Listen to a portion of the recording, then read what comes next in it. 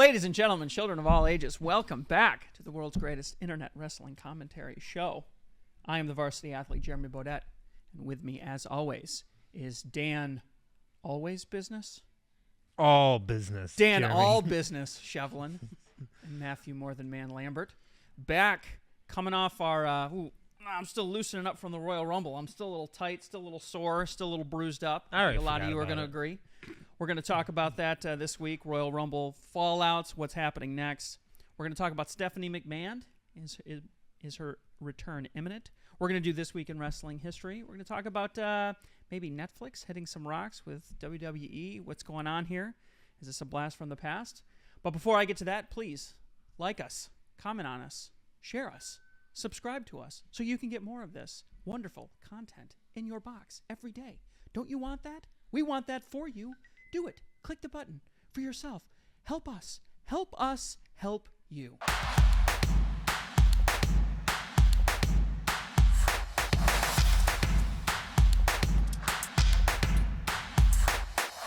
So let's get into it. William Shatner, ladies and gentlemen. Royal Rumble happened this week. I have to say, out of the gate, I actually thought, outside of the last 10 seconds of each Royal Rumble match, I actually had a pretty good time with these matches. I actually thought they were pretty good. I went in with expectations that were pretty low, and I have to say, I was pretty happy. I'm looking at the list right now. We'll start with the women's. There was some nice surprises. There was some nice spots that were repeated in the men's match, which made them seem a lot worse. Mm-hmm. But when it originally happened, I was like, that's a fun little spot. There was some nice surprises in here. Jordan Grace, Alexa Bliss, Trish Stratus, Nikki Bella coming in at number 30. And then the end happened. Boy, did the end happen.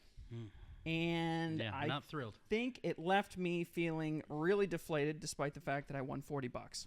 So, I don't know. Let me just get your initial thoughts, Matt. You weren't with us watching. What were your initial thoughts when you saw that Charlotte was the last one standing? Disappointment, even though I expected it. It was weird. You know, we expected Charlotte to win. You called it from the very beginning. And yeah, it was still disappointing. Like you said, the match as a whole was pretty darn good.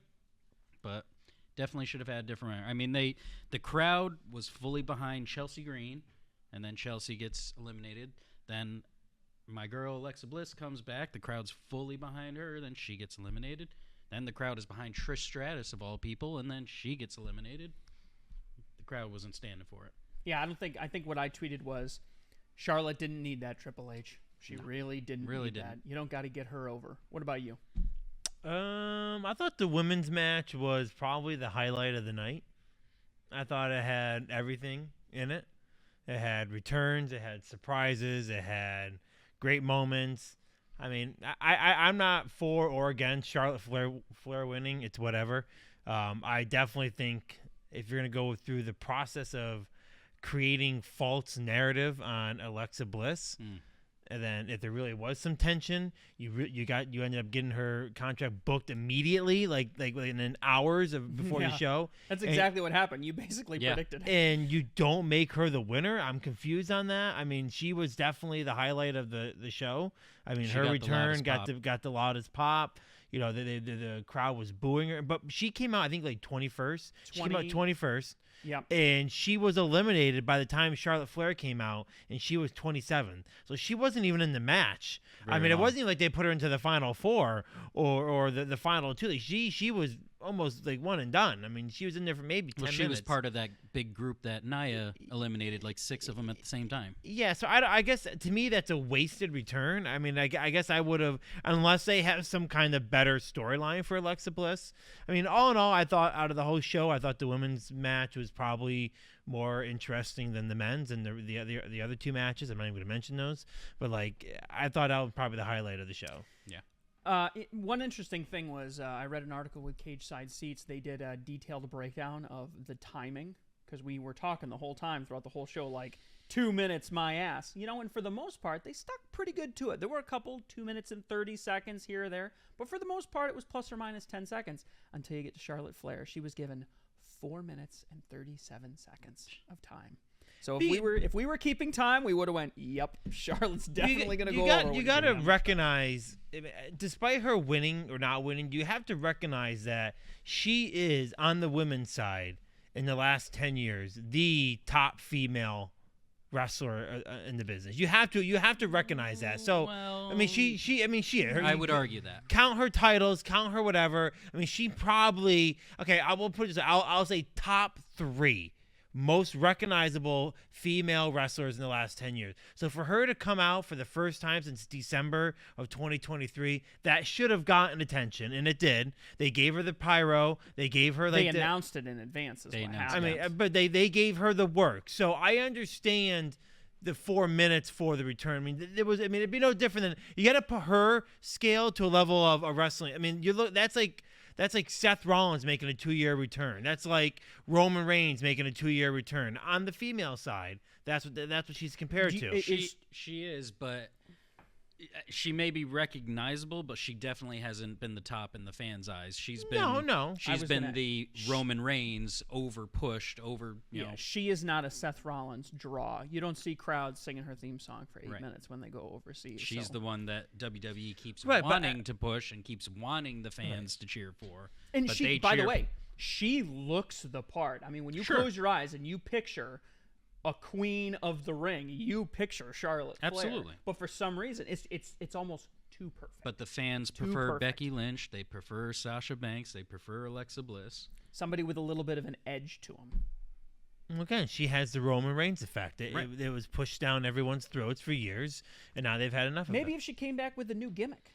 As I'm saying, they need. We've talked about this before. It's the same pattern with them. They make a run for the title, they get it, they have it for a while, they lose it, and they're gone for months. It's the same. It's the same cycle. And really, Becky Lynch, even though she's recreated her character a few times, she's kind of in the same cycle as Charlotte Flair. She comes back, they don't know what to do with her. She wins the title, she has it for a little bit, and then she leaves. Like it's the cycle with Becky Lynch and Charlotte Flair. It's the same cycle. Mm-hmm. All right, let's move on and talk about the men's match here real quick. This one wasn't nearly as interesting. I think probably the only quote-unquote real drama that occurred until the very end was poor Akira Tozawa getting the shaft once again, being knocked out on his way out to the ring in what can only be described as a pure piece of theatrical, unsportsmanlike conduct. And I Am Speed coming out. I Show Speed. Sorry, that's how cool I am. Getting annihilated by Might have been Bron the Breakker. highlight of the match. I saw that GIF was going all over. I saw that a gajillion times. Matter of fact, I think I shared one and I said, they say every time you take a bump, it's like getting hit by a car at 12 miles an hour. Well, not all cars are going 12 miles an hour. That was a brutal, nasty hit. If I was him, I would be very upset. You think he's upset at that?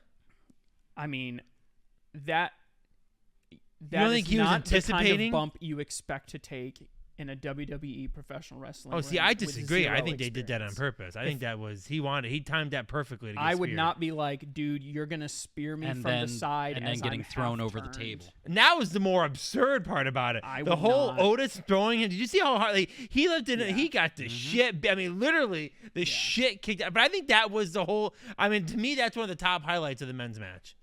I guess the two initial thoughts that I'll start with is, one, I didn't like the way that the last two it came down to, which was main event Jey Uso and John Cena. Mm-hmm. I don't think that Jey Uso should have gone over. I don't think it makes any sense. The fans seem to agree. Both winners are getting ratioed. But I think the bigger problem that they have right now is that I think that they just buried what's supposed to be the main event at WrestleMania. Yeah. It's supposed to be the title match, and unfortunately the way that they chose to end it with this whole CM Punk Rollins thing, that is going to Rollins, CM Punk, Reigns is going to outshine whatever they decide Jey Uso is going to do, which apparently it seems he's going to go after Cody, right? That's a logical thing. I'm sorry, he's already called out Gunther. I'm sorry, I made that mistake. Gunther. He's going to call out Gunther, which is going to bury Gunther even further, because now the number one contender is main event Jey Uso.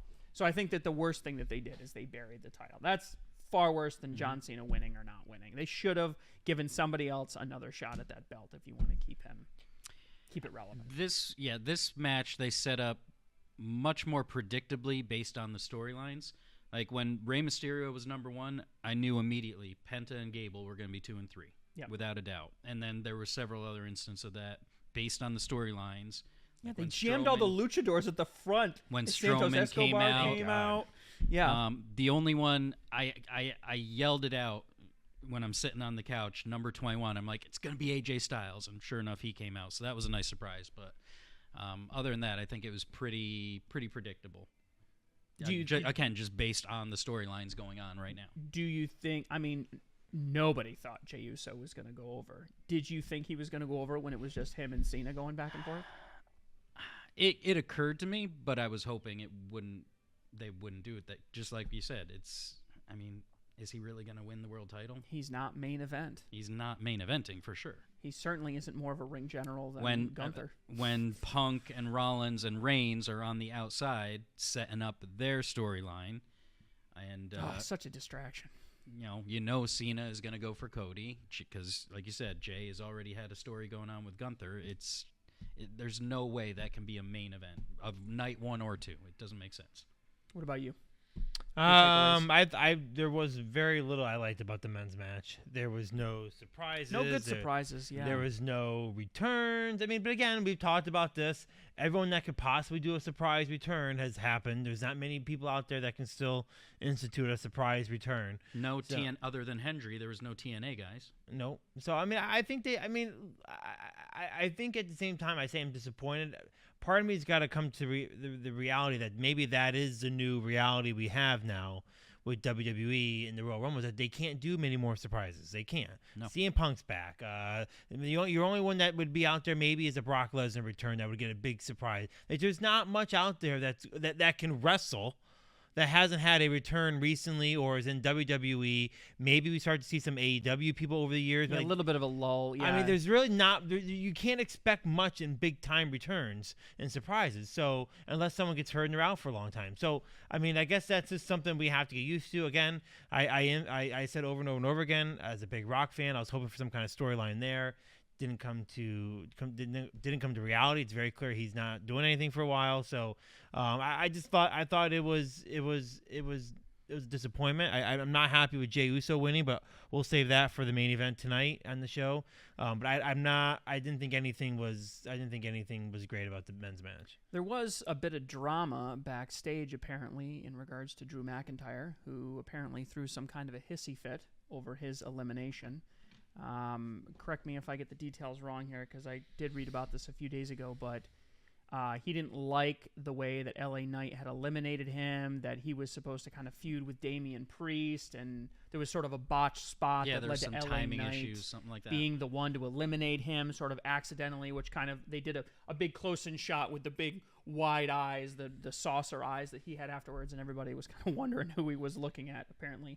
Apparently, reports are that he stormed right to the back, screaming and yelling about how everybody's got to get their spots, and left before the Rumble was even over. It sounds like it was a shoot from what I read. It sounds like they were saying that he was legitimately upset, and there's a few others that were upset at the same guy. He does have, if you guys remember, I think he has a little bit of a reputation for being a little bit of a prima donna, and he's done things. He did the walkout for Punk exactly. when he came back. He blacked out. Yeah, he's blacked out. He's blacked out his Twitter multiple times over contract discussions and stuff. So he did he do that again? The last time it was like 2 years ago. Not this time though. He didn't black No, out. not over that. No, I mean I'm talking about when his contract was under discussion. He wiped all the. He WWE could be just stuff. trying to make a storyline out of something himself. He could be, but I'm sure that after having that great feud with Punk that lasted basically an entire year, and now, not really being in belt contention, I don't know how fun. This story seems less fun than what he was doing last year. I don't know. That's just my opinion on it. So, I don't know. Let us know what you think down below. What were the interesting storylines? Please do not treat this video the same way everybody else is treating the Royal Rumble winners videos. Let's get a like there, not a dislike. And who do you think should have won the Royal Rumble, and what do you think is going to happen next as a result of it down below? All right, guys, let's talk about Stephanie McMahon off the heels of Royal Rumble. Do we have to? Making her appearance and introducing the show. The old Vince McMahon, get everyone fired up routine at the beginning of the episode. I've noticed over the last couple months, and most recently the last week or so, she's starting to show her face a little bit more on TV. You know, she's opened up a few times. I think she opened up a couple of the pay-per-views recently. She opened up Royal Rumble. She did the interview in the Pat McAfee show. Just They like 2 show days her ago. sometimes walking in. Or She was walking on the across. Netflix debut episode. And if you go back and watch a lot of videos, like, you know, if you go on WWE.com and you watch CM Punk's return behind the scenes, she's there with She's Triple there. H. Yep. She's in Gorilla quite a bit, and it got me kind of thinking. You know, especially with the last week or two, she's starting to do more interviews now. Like, are we starting to see a display of her starting to show her face as a way of getting back in the company? And I say that because certain things are said, like, oh, look at the pop she got. Oh, Stephanie McMahon returned to an standing ovation. Like, there seems to be a lot of emphasis on people cheering for her and being happy that she's back, which is, in my eyes, a spin on, hey, people are really, they obviously with everything going on with Vince McMahon, the McMahon name could be, a little hot garbage right now, but Yeah, she right. seems to be holding her own, and people are happy that she's there, standing ovation. So, I pose a question to you guys. Do you think this is setting up for a return? I think more on the business side. I don't think there's any need for her to come back on TV besides doing announcements and stuff like that. But, like, I really see her at some point returning on the business side. Her being on TV seems to me like vanity. It seems to me like she was on TV for years and years and years. She was in the storylines involved. She wrestled, right? Multiple times. Like, she was really involved in the storylines. If she comes, but there's no reason for that to happen now. If she comes back now, to me, she's not putting butts in seats. Yeah. Nobody's like, I gotta see her do whatever, come out and yell whatever trite thing she's gonna yell to screw up the storyline or whatever. Anybody else could step in and do that. You could just bestow the magical power on them the same way we did with our Raw and SmackDown GMs, and there you go. You got the same thing. Wrestling fans are going to cheer for anything they know or recognize from when they were younger, when they started liking wrestling or whatever the case. It's her coming back on TV or even behind the scenes, I don't think is really going to do much. Behind the scenes, I wonder what the value, and maybe you can tell me this. What's the value of having McMahon in the boardroom? I mean, I don't know. I think, first of all, I want to clarify my thoughts on it. Is I don't think at all on a TV side. I mean, I think, look, there's coming out and introducing the show and saying, welcome to WrestleMania. Like, that's one thing. That's not really like TV. Like, that's nostalgia. That's just coming out and as a representative, whatever. That's not, to me, I think she's done with the on-screen camera. She's done with the on-screen storylines. I think on the business side, I think there's a reason why she's behind the scenes all the time. I think there's a reason why she's starting to show her face. Yeah, her I husband think in this world of authority figures, real authority figures, you look at TKO, you look at UFC, you look at WWE. You need a face that runs the company. Look at Dana White. He's a face that runs the company. He's now CEO. He was UFC president for a long time. Now he's CEO of UFC. Who's the face of WWE? Nick Khan. Well, no. Triple H. You and I know that. But No, we're talking about the but business, 80% of the people out there don't know Nick Khan. Couldn't pick him out in a picture. But you just said from the business side. Right, but I'm saying, I'm talking, you need a face that even on the entertainment side, that person is in charge. Like, Dana White, everyone knows who Dana White is in UFC. Okay. Everybody. I mean, that's either Triple H or, I would say, because he's been doing a shit ton of interviews lately, Michael Cole. Oh. He's been doing Michael Cole as CEO of WWE? I was going to say The Rock. Hang on. I'm not saying he's going to be CEO of WWE. What I'm saying is, you're saying, who is the public face? And I'm saying these are the people that appear regularly in public as a representation of the WWE. Well, I'm talking like in an authority, like a CEO aspect. And Michael Cole's out there way more than Triple H is. He's out there way more than Stephanie McMahon is. Yeah, I think public face is totally different from CEO. I mean, you got to say Pat McAfee, because he's out there every single day. What I'm saying is a CEO that has a very, very clear, the public image on top of being CEO as well. And Dana White has that on the UFC side. If they need that on the WWE Triple H side. If you're comparing that to Dana White, yeah, I'd say Triple H or even The Rock. Yeah.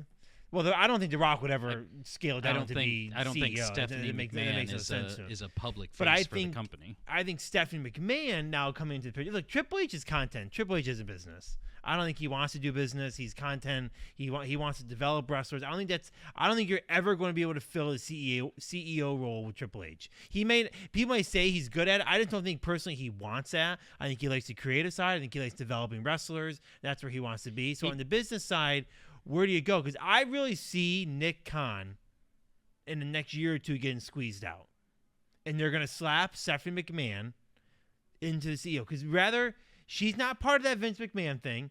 And it maintains the McMahon name, which in this world and that business, and quite frankly, means a lot. It does. And if you listen to her, she was on the Pat McAfee show the other day. And the way she's talking, she knows what the hell is going on. She's talking about the language and abbreviations of business. She knows what she's talking about when she's talking about direct-to-consumer and platforms and this and that. She knows exactly what she's talking about. So she's not out of the game.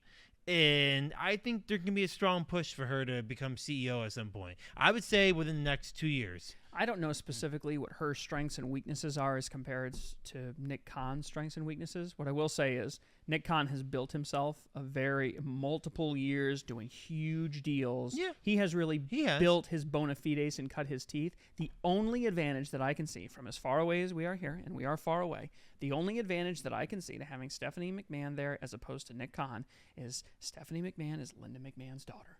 And you have a direct line to Linda McMahon, which is a direct line to the Trump administration, which comes with all a myriad sorts of advantages when it comes time to do all myriad sorts of things that international corporations have to do, which is what WWE is really trying to make their global presence huge. Mm-hmm. But that has very little to do with Stephanie McMahon's name recognition, her business savvy, anything like that.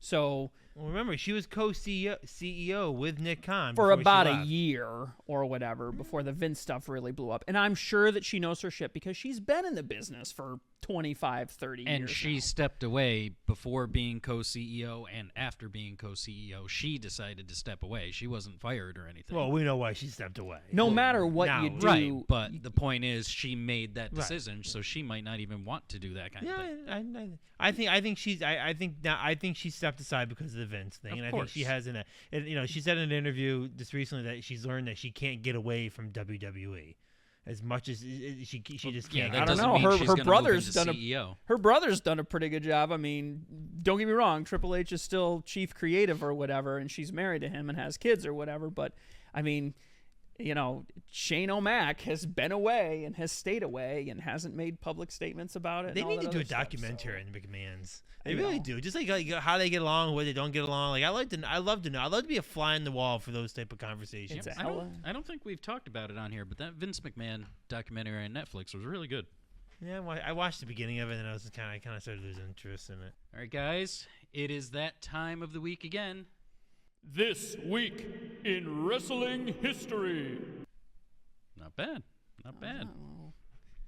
Testosterone's got a couple of good ones here for you this week, and we don't have to go back to the beginning of the 20th century this time. This is within our lifetimes. Let's go back to February 8th, 1986. Speak for yourself. February what? February 8th, 1986. Okay, all right. That's within this week. Don't worry. Okay, yes, I know. Macho Man Randy Savage wins his first championship in the WWE by beating Tito Santana for the Intercontinental Championship. I was going to say the IC. That was the IC championship. That was in Boston, Massachusetts. Nice. 3 years later. Wait, hang on. Can I get an ooh yeah out of you? No. Come on, give me your best Macho Man. No, I don't know how to do it. Come on. All right. I'm not a Macho Man fan. That's not bad. That's pretty good. You know he played for the Cincinnati Reds. No idea. He played for the Cincinnati Reds in the 70s. Dan's not a baseball fan. That's right. I'm not. 3 years later, February 3rd, 1989, WWF Main Event is live in Milwaukee, Wisconsin. And on that night, we see the breakup of the Mega Powers.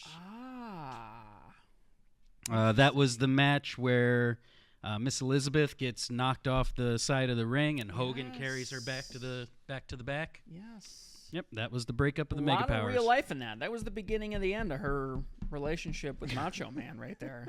That's the real deal, okay? Work, shoot. It's a work, shoot. It's the same thing, man. Fast forward to 1998, February 9th, episode of WCW Nitro. in El Paso, Texas. Best remembered for a little match between Bill Goldberg and Steven Regal. Oh, really? Yeah. Oh, Steven Regal. I don't remember Steven Regal at all from WCW. Absolutely. Lord Steven Regal. Oh, yeah, this, yeah. This was the match where, prior to this, Goldberg was the unstoppable juggernaut doing 2-minute matches. Yeah, just squashing everybody. This was the match where Regal tried to get a proper wrestling match out of Goldberg. Yeah, and he couldn't. Nope. Yeah. Yeah, this was the famous botch spot, right? According to Regal, Goldberg froze right in the beginning of the match and had to be talked through every move in the match.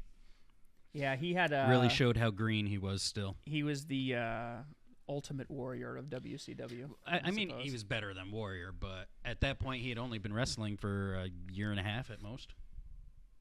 Before I said anything, I had to quick look up to confirm that Steven Regal was the same William guy as Regal, William. yes. William. Yes. I'm like, is there a brother that I want to wear? And it was the same snooty British, Oh, your yeah. lordship thing. Yeah.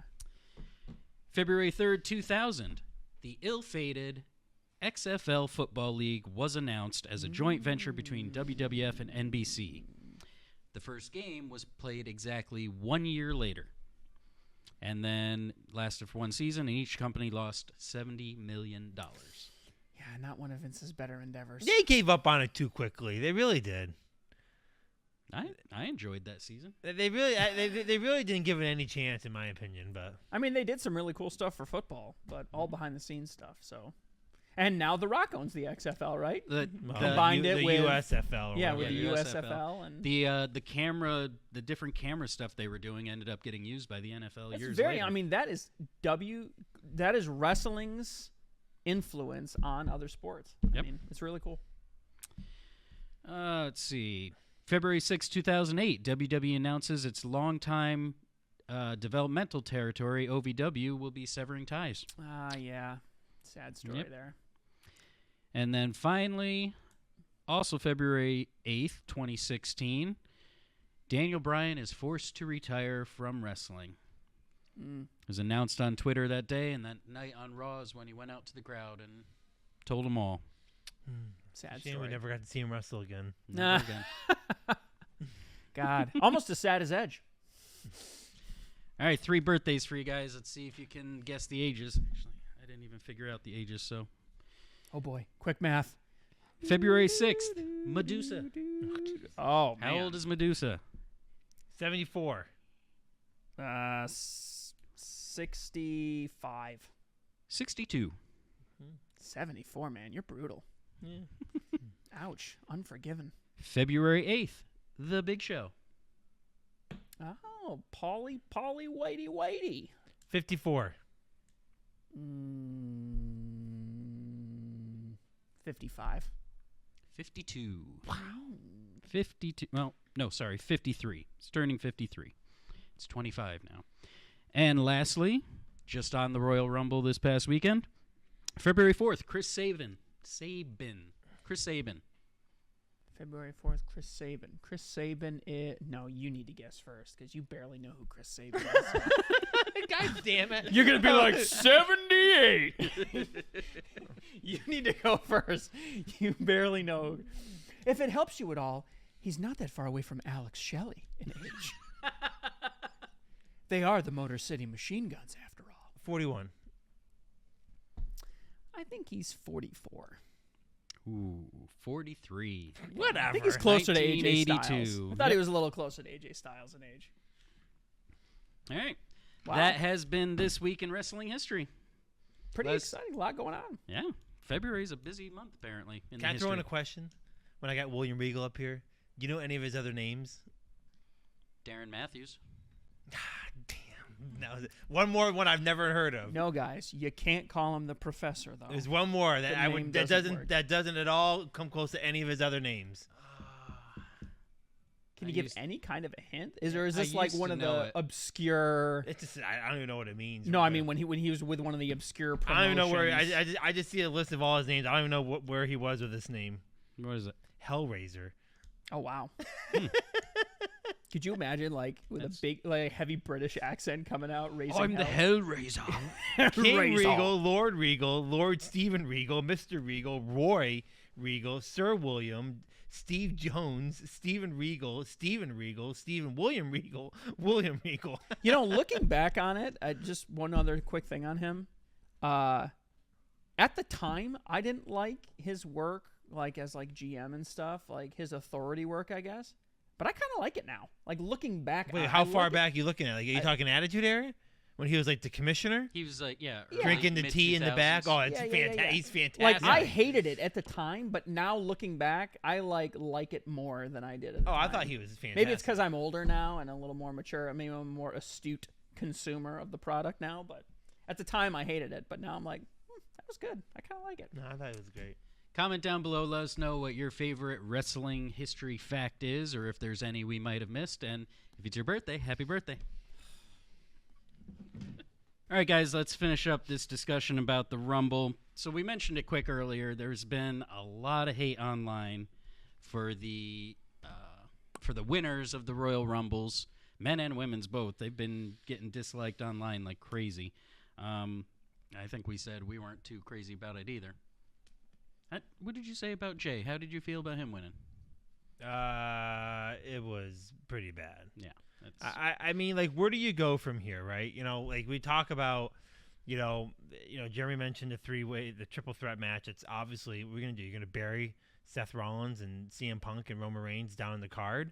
I mean, and I think you said, I got to disagree with what you said earlier. I think you said he's going to lose the match. I think the only outcome of this match is Jey Uso winning. I mean, is he really going to win the Royal Rumble, be the face of the guy that go just to lose to Gunther? And like, come on, he's not going to lose. He's got to win. Like, I mean, that's the only thing that can come out of this whole storyline. Again, it's another forced thing. Like, Jey has to win. What's going to happen here? Like, we're going to go through this whole storyline. We wasted a whole Royal Rumble just to not have him win. So obviously they want to put the World Heavyweight title on Jey Uso. But then it begs the question. You have Jey Uso as your World Heavyweight champion over people like Kevin Owens, Seth Rollins, Roman Reigns, CM Punk, Gunther. I mean, Gunther. I think he's been declining. We talked about that last week. I don't think he has what he used I know, to have. but now you're burying Yeah, him. I mean, You're taking a mid-card IC level championship guy, has been tag team for almost all his career, and now you're putting him in contention for the championship and apparently have to Drew put him over. McIntyre. Drew There's McIntyre. so many names that can go on. I mean, again, look, there's a little bit of the whole Yeet thing is going crazy. We get that. He has the fan interaction. But is that enough to slap the belt on him? There's a couple of responses I got for both of you. First, you say he has to win, but Cody didn't win 2 years ago. He won the Rumble, and then he lost at Mania. And then what you said about a mid-card guy, that's traditionally what the Rumble was. It was to build up the mid-card guy to go for that world championship and to bring them up a level. But I still don't feel like Jey is at that level. A 10-time tag team championship guy and a 1-time IC guy is not who I had in mind to be main eventing WrestleMania. And I don't think that's the way, Randy Savage is kind of the quintessential way that you bring a guy up through the business. I think multi-time IC winner, held the belt for long periods of time, defended it week in and week out over and over again. That's how the idea was to put a guy in front of the fans to determine whether he could be champion or not. And I have to say, yeah, people are yelling "Yee" and buying the T-shirts and waving their hands up and down when he comes out. But I mean, his video is getting ratioed. He's completely upside down. I mean, the fan base is not with him. That's not his role. Like, I don't know why they even call him main event Jey Uso. Like, that's not a thing. I mean, look, people like the movement. They love the dancing. When he comes out, it gives them entertainment. But It's he's entertainment, not yeah. a title Tell me contender. why he deserves it and LA Knight doesn't. Well, yeah. You know what I mean? Like, I don't. On paper, they're at the same level. I don't get it. But even if they're on level, like, LA Knight gets way over with the crowd, at least over as well as Yeet does, and he looks the part, and he's been in the business longer. I think they're just trying to put the bloodline everywhere. They're just doing everything they can. They're to put trying to Bloodline develop everywhere. new. I get it. They're trying to develop new faces, but the problem you have a lot of them already that you're not utilizing. This whole I'm so against, and I've talked about this 100 times about having titles for years and years and it's getting you're not getting people. Yeah, share the belt. I mean, move it around. That was back in the day. That was so fun about watching wrestling back then. Is in 1 year you had 4 or 5 different world champions. And let the belt change hands on a Monday night. Yeah. I mean, it's just so now oh, we gotta craft this whole story to take it off of Cody Rhodes, and Cody Rhodes is the guy, and this guy can't possibly match up to that guy. It's like just put the belt on somebody. I think the belt would be better on right now. I think the belt would be better on Kevin Owens than Cody Rhodes. There'd be more excitement with Kevin Owens as a champion. Sorry, it would be. I mean, they don't do it though. Again, traditionally, it's better for the baby faces to chase than to hold the belts. They're working an angle now where Cody's supposedly injured as a result. It seems to me like an angle because they're not saying what he injured and all that stuff, but he wasn't at the post-Royal Rumble press conference. They're saying they had to card him right away, but they're not saying what was wrong. So he's going to come back. He's going to go heel. He's injured, but Kevin Owens was folded up in half with his head through a ladder. You and have he was to there do. the next You night. have to try to leverage some kind of a heel turn in the next couple of months in order for make it worth a damn. He's gonna go heel.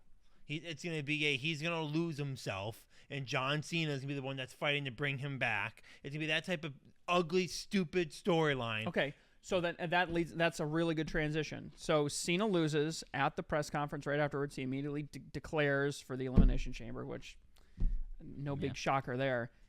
Is there any way that he gets to WrestleMania that doesn't include him winning the Elimination Chamber match in Toronto, right? I think they're in Toronto.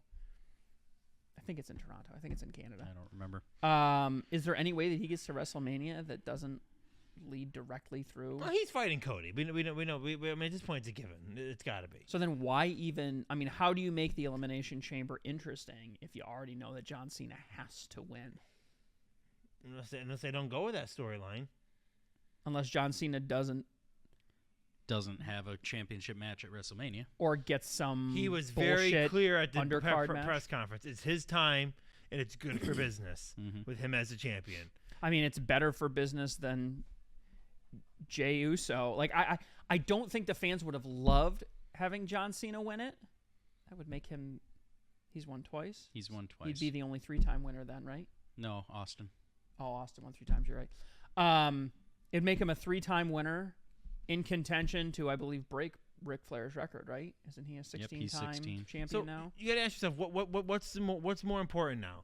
Keeping Cody Rhodes as the champion, okay, and making him your guy, the face of the company, or allowing John Cena, who's been your longtime face, to win a title to put him as the greatest of all time? So what's more important?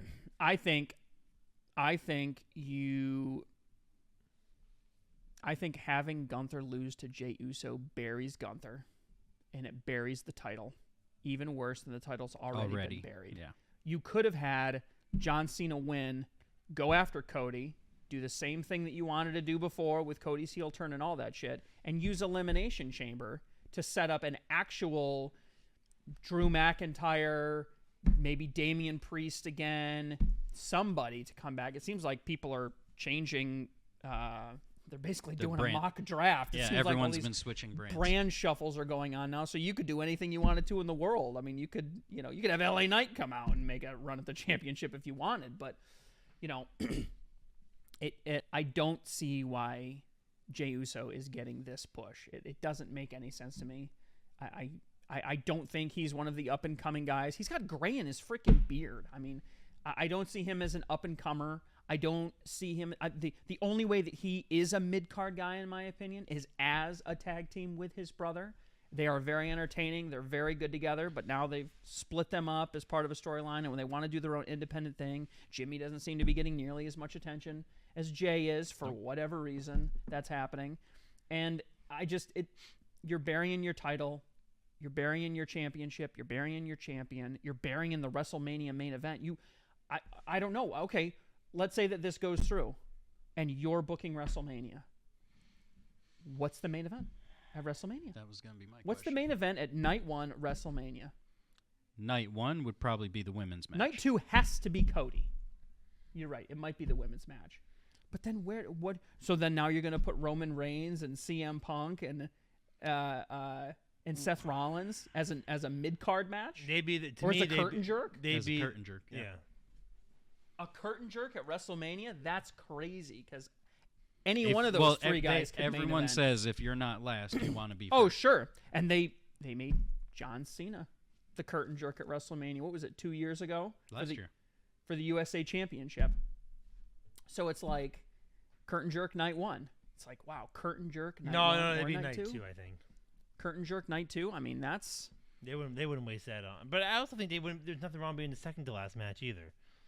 Well, that's the thing. They've done that before, too. We have 4 main events tonight. Yeah. Like, that's insane. But, again, everyone knows the real main event is the last match on the last night. Right. Which is, of course, going to be Cody's match. Right. So, I don't know. It doesn't feel right. A lot of people, there's a lot of holdouts on the internet that are like, oh, this is a part of a long-term storyline. You know, you need to trust the process. They're not saying this, but you need to trust the process. And I'm like, man, after seeing them botch both the men's and women's, I don't know what kind of trust they've earned with me. I mean, with me as a fan, they haven't earned a whole heck of the way that they've buried The Rock and that whole boss thing, which you were in love with. I mean, I don't see a lot of trust being earned here. We're starting to take a nasty turn that I don't like. So yeah, I mean, it doesn't. I'll give you till WrestleMania, I guess, but unless WrestleMania is outstanding and way better and comes out of nowhere and whatever, I mean, if it's part of a long-term storyline, you can't surprise me. So, I don't know. The other thing that I want to be a little critical of, and maybe you can, both of you could, but certainly you, Matt, I was watching the match, and this was the first time that I was really watching a Royal Rumble, and the over-exaggeration of like I get punched in the face and I'm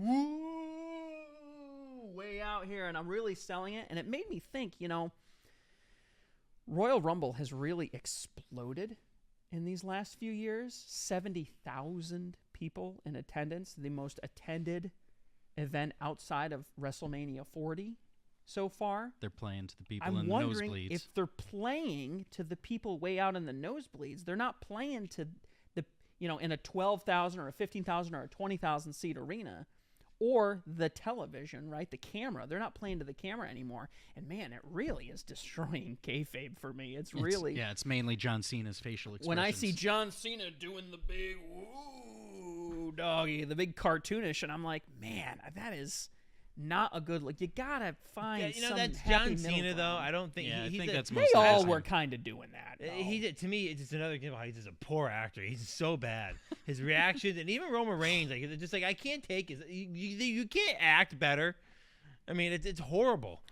Copying. I liked that goofy spot where we threw the women out of the ring and then they all stepped back in and ganged up. That was real. I think that was really good. But then they copied it in the men's match. Strowman, yeah. And it Or totally. Fatu. They did it with Fatu. Fatu, yeah. And it totally ruined it. I wonder if that's the kind of thing that Triple H is, hey, this is a spot that you have to include in the match. You can do the same spot in both spots. I mean, that's shitty. That's shitty, and it's lazy, and it's stupid, and it pulls me out. It's not as fun and funny and interesting as it is. Have they announced who were the producers on each of the matches? I did not look. I didn't even look for it, honestly. No, I didn't see it. I didn't even look for it. Gotta look that up. So, yeah, I mean, a lot of hype, and the way that things played out, especially on the women's side, was really good. But, man, they really botched that ending. I wonder, we always talk about Triple H listens to the people.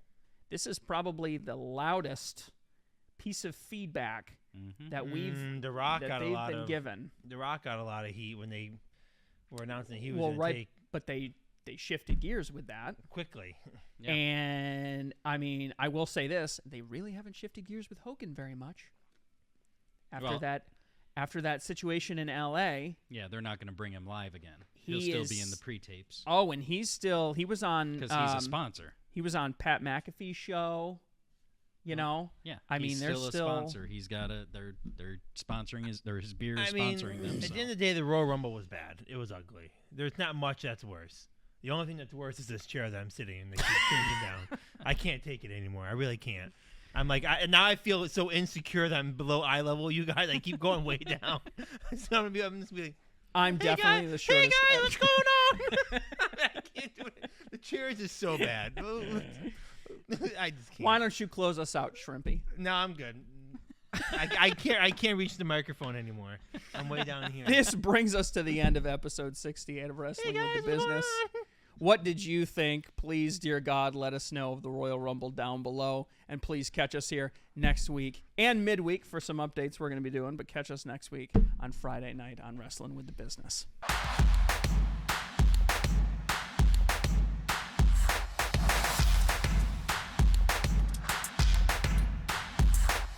But look at the difference. Now I'm way up here. Like, I mean, like, it's literally... I know. I was stuck with that chair every week. You need to show up for prep long enough to figure out if that's the shitty chair or not.